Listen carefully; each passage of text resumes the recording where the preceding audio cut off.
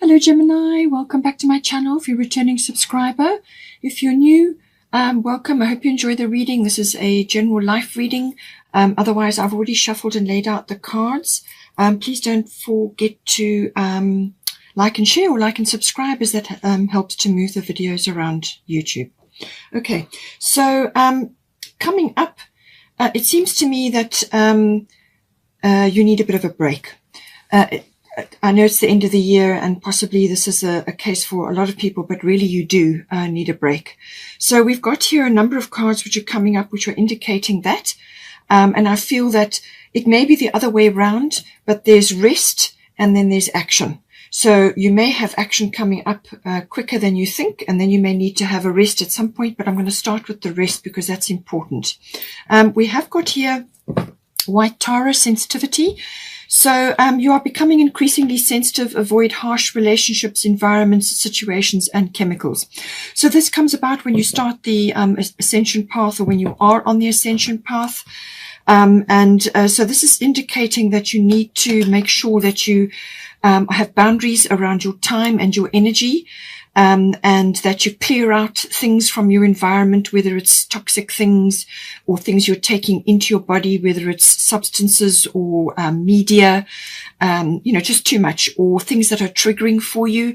It can even be relationships or situations or going to certain places which are triggering for you. They may have not been that way for you your whole life, but they are certainly going to be that way now. So this is indicating that there's a number of things that need to be just trimmed away or limited or cut out. And as I said, this could be across the board: relationships, environment, situations, or chemicals. So have a good look, your home, your environment, whatever it may be, where you're going, what you're doing, and just put boundaries in place to give yourself a break at this time.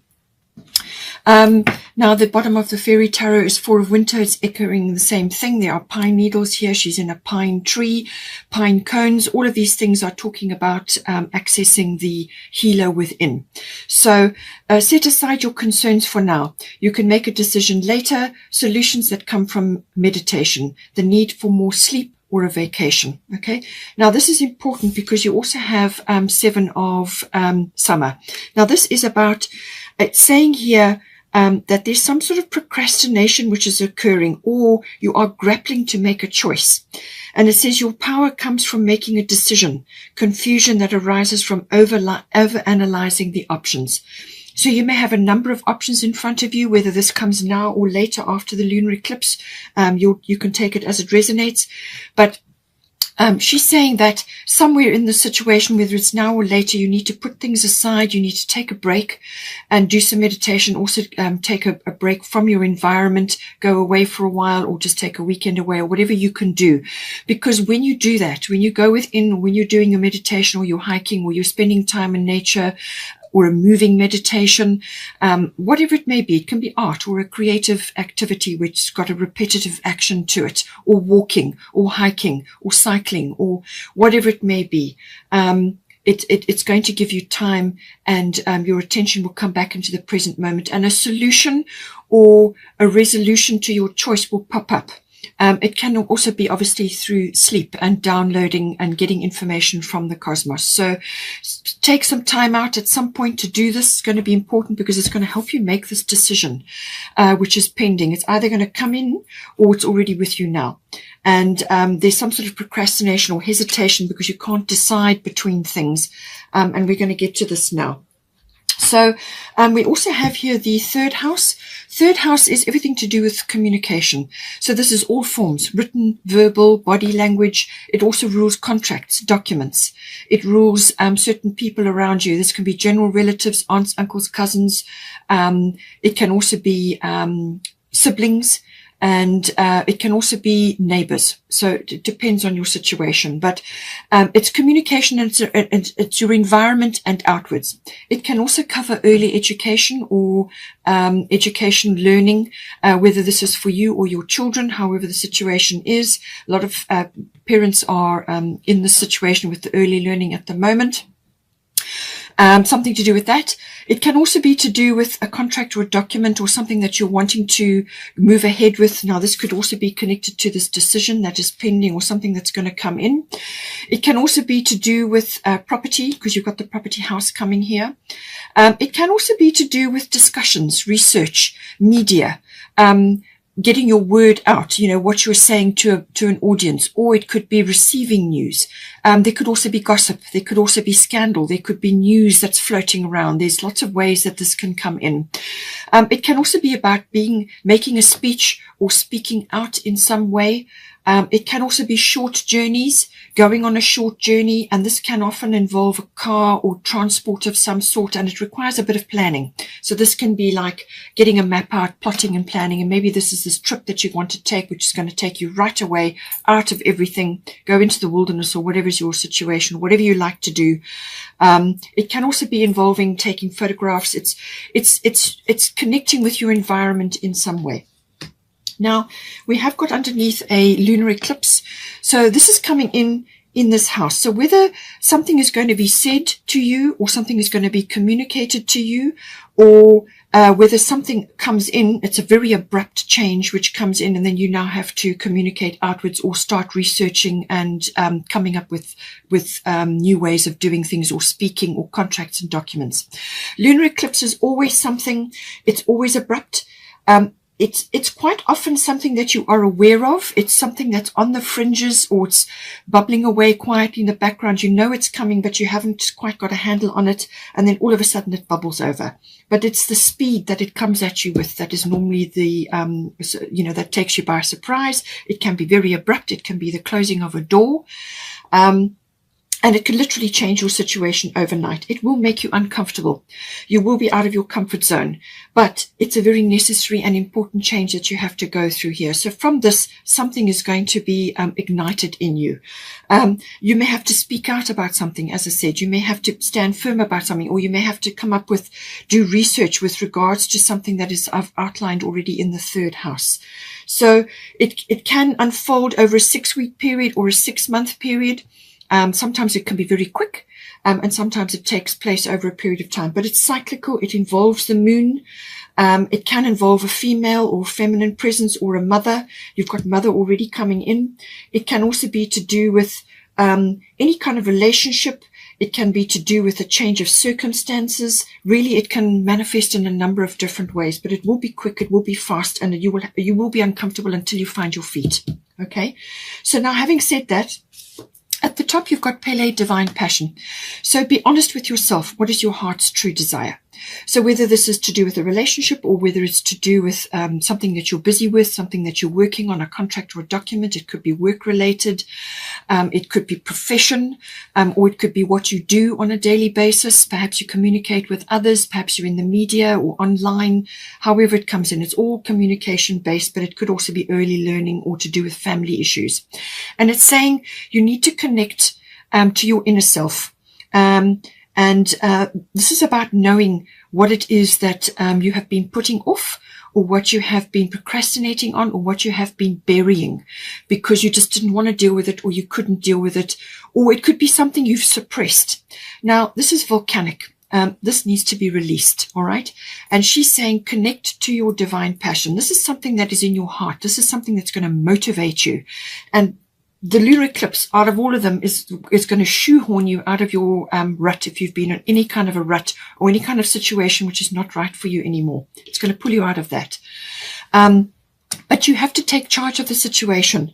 It can also be a big realization that's dropping on you all of a sudden. This can be that you suddenly see something very clearly, and you may not like what you see, but what it will do is it will propel you in a direction. And I feel this is where this is going to be released. It's going to push you forward in some way. And this is where you have to be really brutally honest with yourself. Be very clear about what is right for you and what is not. And allow this thing that you have been suppressing, whether it's something you need to say or do, whatever it is, or a trip or a change of circumstances, something related needs to come out. Something needs to come out. It should come out. You can't suppress it because that will make you sick. Okay. This is something that's been suppressed or just hasn't been acknowledged, or you're procrastinating on it. You've already had it here. Okay, so something important which is close to your heart needs to come out. Now we have also got here the second house. This can also be your authentic self, by the way. Divine passion. This can also be your authentic self that's rising up in you now, okay, in response to a situation here. The second house is all to do with your material things. So these are all the things that you own, whatever you own, possessions, ownership of anything. Now this can be vehicles, it can be material things in your home, it can be your home, it can be property, land, real estate, it may be a profession, but it's also your material things.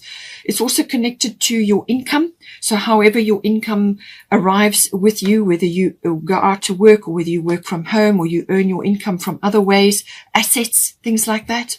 It's also to do with security around that. It's also to do with your self-worth, and that is intimately connected to that, and also your talents and your abilities. These are your inherent talents and abilities. And again, we come back to the divine passion. What is there in you that needs to come out, that perhaps needs to be expressed? It could be related to a talent or a skill, and you're finding this now, or you're going back to it after a period of not activating on it. Or it could be something else that now needs to come out. But this is about what you've come into this lifetime with and what you gather, all right, while you're doing that. Now, you've at the bottom, you've got Cancer, I feel, and then at the top, you've got Bust, independent.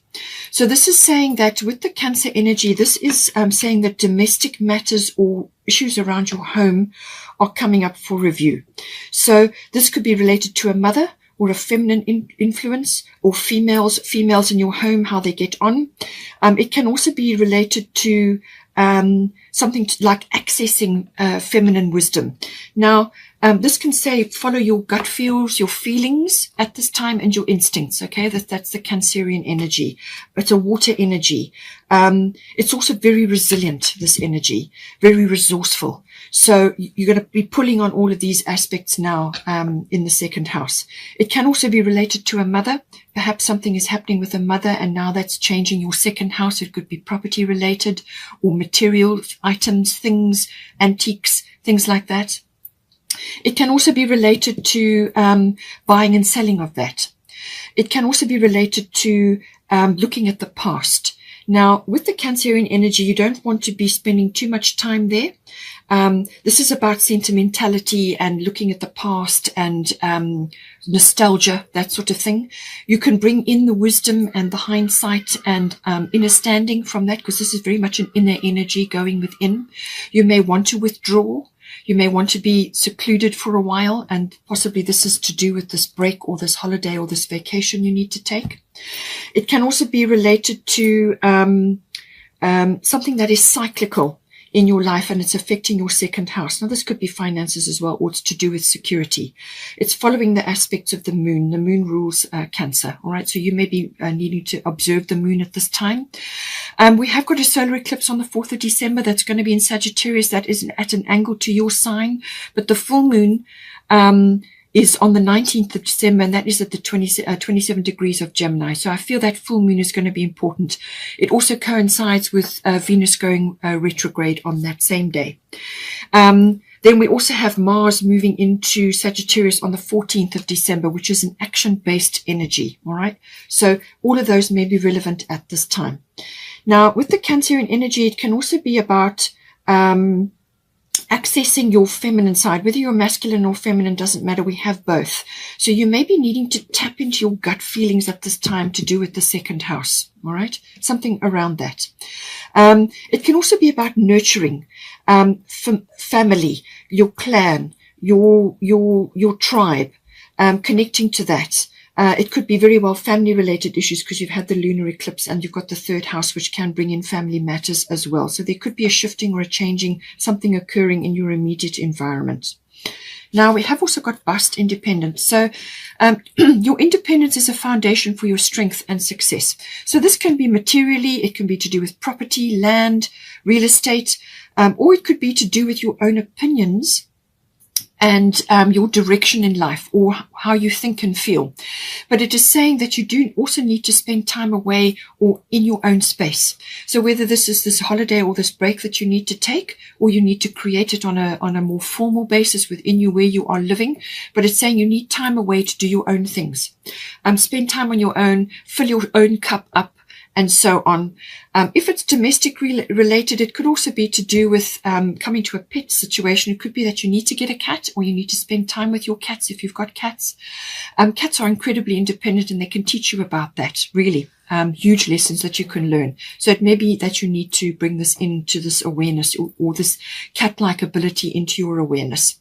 But she's saying that your independence is your strength, and whether that's in thought or opinion or your space or your possessions, however it is, there's some sort of time away that is needed, or time that where you just need to create perhaps your own space, but also to spend time on your own, doing your own things which make you feel good at this time. It could even be financially related, since the second house is to do with income as well. Now, the other aspect of Cancer to do with talents and abilities, Cancerians are very crafty, creative. This could be writing. It could also be musically related. They've got a lot of skills in that department. So it could be that you have this ability in you, and you need to come into that in some way, shape or form. And this may also be to do with your divine passion. Now, we also have got the 10th house. So career matters are on top of the pops here. So career, fame, reputation, all of these things. Also your public standing. Who are you in the world? Okay, how do others see you at this time in the 10th house? It can also be to do with authoritative figures, whether you are an authoritative figure, and I feel you are either going to be an authoritative figure, or you are coming into that.